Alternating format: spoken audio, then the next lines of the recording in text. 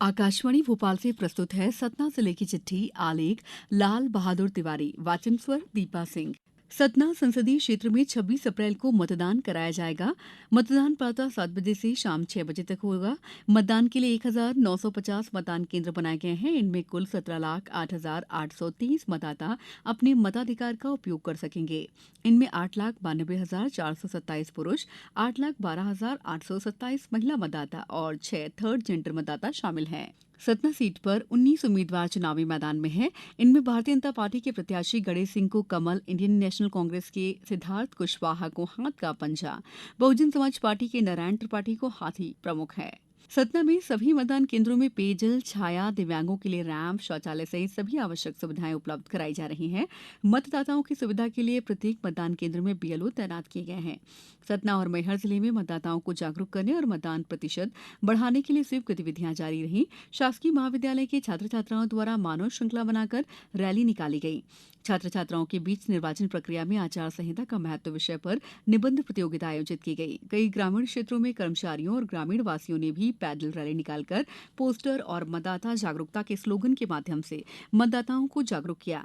वहीं शहर में भी पैदल रैली, साइकिल रैली, वाहन रैली, पोस्टर पेंटिंग, रंगोली जैसे कार्यक्रम आयोजित किए जा रहे हैं। सतना में निर्वाचन आयोग द्वारा 85 साल से अधिक आयु के बुजुर्ग और दिव्यांग मतदाताओं को इस बार भी पोस्टल बैलेट की सुविधा मुहैया कराई गई।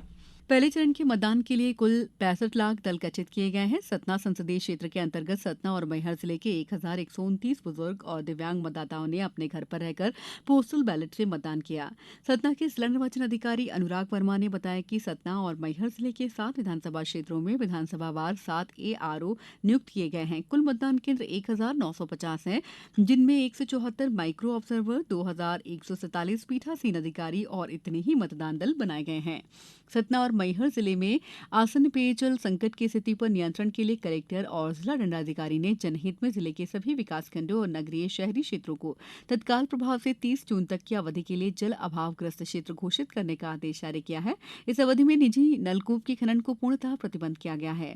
जिले में गेहूं उपार्जन कार्य का निरीक्षण करने के लिए जिला स्तरीय दल गठित किए गए हैं। उड़न दस्ते में शामिल अधिकारियों का दल औचक निरीक्षण कर अनियमितता पाए जाने पर आवश्यक कार्रवाई करना सुनिश्चित कर रहा है। सतना में 22 अप्रैल को पृथ्वी दिवस पर कलेक्टर अनुराग वर्मा सरकारी विद्यालय में आयोजित कार्यक्रम में शामिल हुए।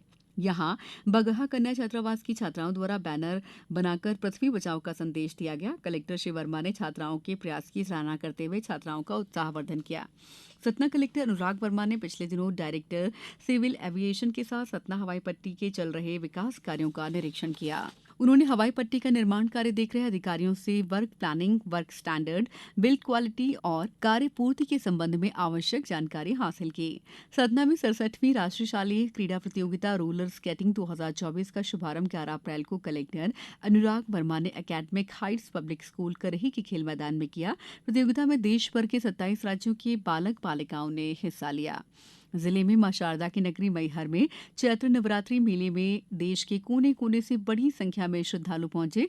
जिला प्रशासन द्वारा बाहर से आने वाले श्रद्धालुओं के लिए मूलभूत सुविधाओं और सुरक्षा के व्यापक इंतजाम किए गए थे।